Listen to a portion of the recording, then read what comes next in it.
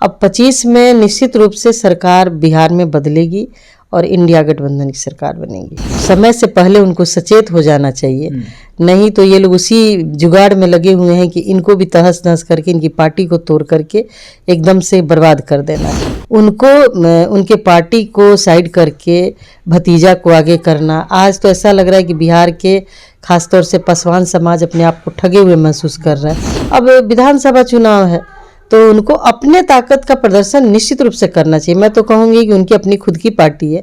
नमस्कार, स्वागत है आपका लाइव बिहार में। मैं हूँ आपके साथ है संजीव सिंह। कि इस साल बिहार में विधानसभा का चुनाव होने वाला है, जिसके मद्देनजर देखिए अब सीटों की दावेदारी को लेकर के बयानबाजी भी शुरू हो गई है। जी हाँ, एनडीए के सहयोगी दल के नेता जीतन राम मांझी ने जिस प्रकार से बीते दिनों बयान दिया कि झारखंड में हमारी औकात नहीं थी, दिल्ली में भी हमारी औकात नहीं थी, इसलिए वहाँ पर हमको सीट नहीं दिया गया, इग्नोर किया, धोखा मिला है, लेकिन बिहार में हम अपनी ताकत दिखाएंगे। और देखिए 20 सीटों पर दावे भी उन्होंने ठोके हैं। और देखिए इसको लेकर के अब बयानबाजी का दौर शुरू हो गया है। इसको लेकर खास बातचीत करेंगे। हमारे साथ बात करने के लिए कांग्रेस से विधायक प्रतिमा दास जी सीधे जुड़ते हैं, बातचीत करते हैं। जीतन राम मांझी के बयान को कैसे देखते हैं? कह रहे हैं हम अपनी ताकत दिखाएंगे। जी बिल्कुल, वो बिहार के पूर्व मुख्यमंत्री रहे हैं, दलितों के इतने बड़े नेता हैं, केंद्रीय मिनिस्टर हैं।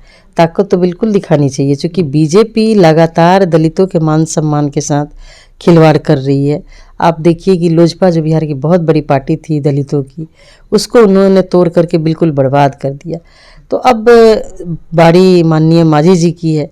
अब समय से पहले उनको सचेत हो जाना चाहिए, नहीं तो ये लोग उसी जुगाड़ में लगे हुए हैं कि इनको भी तहस नहस करके इनकी पार्टी को तोड़ करके एकदम से बर्बाद कर देना है। तो लोजपा को तोड़ने में बीजेपी का हाथ है आपके अनुसार? बिल्कुल बीजेपी का हाथ था। नहीं तो माननीय पारस जी जो पूर्व केंद्रीय मिनिस्टर थे और इतने बड़े, बहुत एक लंबा पॉलिटिकल कैरियर है उनका, उनको उनके पार्टी को साइड करके भतीजा को आगे करना। आज तो ऐसा लग रहा है कि बिहार के खासतौर से पासवान समाज अपने आप को ठगे हुए महसूस कर रहा है। उनके पास अब कोई, दलितों के पास अब कोई नेता नहीं बचा है। अब दूसरी बात है कि माननीय मांझी जी सर्वमान्य नेता हैं। जब ज़रूरत पड़ी तो लोकसभा में उनको मिला लिया गया एक सीट दे करके। अब विधानसभा चुनाव है तो उनको अपने ताकत का प्रदर्शन निश्चित रूप से करना चाहिए। मैं तो कहूँगी कि उनकी अपनी खुद की पार्टी है, उनको 243 सीट पे चुनाव लड़ना चाहिए। 243 सीट बिल्कुल एकदम लड़ना चाहिए अपने मान सम्मान की रक्षा के लिए, नहीं तो उनके पार्टी को बीजेपी वाले बिल्कुल बर्बाद कर देंगे। मतलब आपका कहने मतलब कि जिस प्रकार से लोजपा का हाल हुआ वही हाल हम पार्टी का भी हो सकता है? बिल्कुल, हम पार्टी का बिल्कुल होगा, क्योंकि जो जिस तरीके से झारखंड में, जैसा कि उन्होंने कहा, मैं नहीं कह रही हूँ, और दिल्ली के अंदर उनको कोई एक भी सीट नहीं दिया गया, उनसे पूछा तक नहीं गया, तो सिर्फ उनके लोग सिर्फ वोट देने के लिए तो नहीं है। आप जब आप गठबंधन में है तो आपके मान सम्मान का भी ख्याल रखना चाहिए। हमारी पार्टी देखिए, जितने भी घटक दल हैं, कभी भी कांग्रेस पार्टी उसको साइड नहीं करती, सबको मान सम्मान देती है।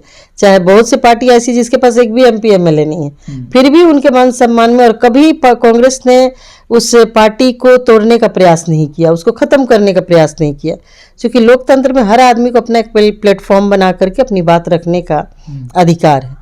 तो अब तो मांझी जी बहुत बड़े एक राष्ट्रीय स्तर के नेता हैं, उनको 243 सीटों पे चुनाव लड़ना चाहिए। पहले वो कहते थे झारखंड में 11 सीट पर हम तैयारी कर रहे हैं, 11 सीट की मांग कर रहे थे, तो वहीं दिल्ली में भी मांग कर रहे थे, दिल्ली में भी नहीं मिला, झारखंड में भी नहीं मिला। तो उन्होंने कहा है कि बिहार में हम अपनी ताकत दिखाएंगे, अपनी औकात बिहार में दिखाएंगे। और जिस प्रकार से उन्होंने एक बयान दिया, ये भी कहा कि हमें धोखा मिला कहीं ना कहीं। तो क्या लग रहा है कि नाराज हैं जीतन राम मांझी? वही देखिए, नाराज होकर किसी बयान देने से काम नहीं चलेगा। आप उसको एक्शन में आइए, एक्शन के माध्यम से उनको जवाब दीजिए।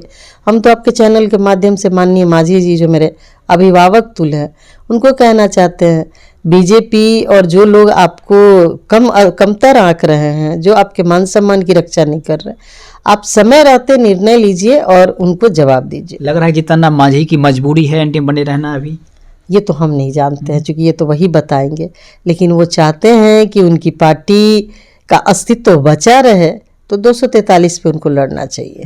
243 पे लड़ना चाहिए। बिल्कुल बिल्कुल। अच्छा, वर्तमान में अब बिहार की परिस्थिति को कैसे देखते हैं? विधानसभा का चुनाव नज़दीक है और जिस प्रकार से मुख्यमंत्री नीतीश कुमार भी प्रगति यात्रा पर हैं, उधर तेजस्वी यादव भी यात्रा कर रहे, तो हम लोग यात्रा कर रहे हैं, कैसे देखते हैं वर्तमान राजनीति? देखिए, परिवर्तन प्रकृति का नियम है और बहुत दिनों के बाद लोग एक चीज से बार बार उस चीज को झेलते झेलते लोग उब जाते हैं। हर आदमी चाहता है कि बेटर से बेस्ट की तरफ लोग जाते हैं। तो अब 20 का इलेक्शन आपने देखा जिस तरीके से लोग की छटपटाहट है।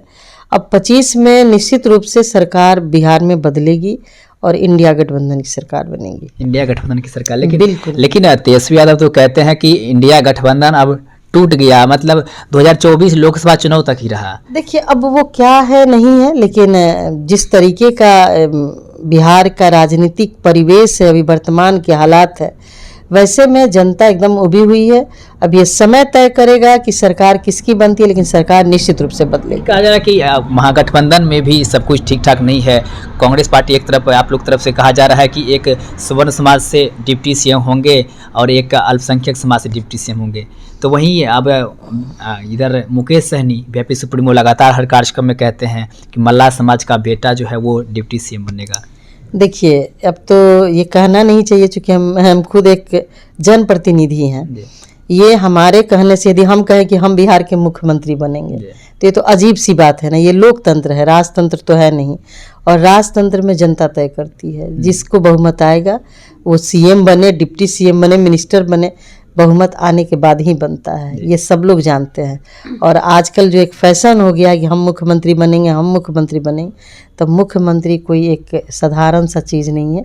एक बहुत बड़ी जिम्मेवारी का पद है जिसका निर्वहन करना लोकतंत्र में अति आवश्यक है। बहुत बहुत धन्यवाद करने के लिए। तो देखिए हमारे साथ बातचीत करते कांग्रेस से विधायक है प्रतिमा दास जी, जिससे हमने मुख्यमंत्री नीतीश कुमार की यात्रा और तेजस्वी यादव भी यात्रा कर रहे हैं इसको लेकर सवाल किया, और खास करके जीतन राम मांझी ने जिस प्रकार से बयान दिए हैं उसको लेकर के हमने खास बातचीत की। उन्होंने साफ साफ कहा कि जीतन राम मांझी का भी हाल बीजेपी जो है वो एलजेपी के जैसे करेंगे। क्या कुछ करें तो हम चीज़ को लेकर के वो आप सुन रहे थे। आप भी अपनी राय प्रतिक्रिया हमें कमेंट के मदद दे सकते हैं। आप देख रहे थे लाइव बिहार। आप सभी का बहुत बहुत धन्यवाद। बिहार बोर्ड 10वीं 12वीं परीक्षा की डेट शीट आ गई है। क्या आपकी तैयारी अभी अधूरी है? घबराने की कोई जरूरत नहीं। आ गया है read and pass quick reviser crash course book, जो दे आपको परीक्षा के लिए वीवीआई प्रश्नों की अल्प समय में बेहतर तैयारी। प्रकाशक भारतीय भवन, खजांची रोड, पटना।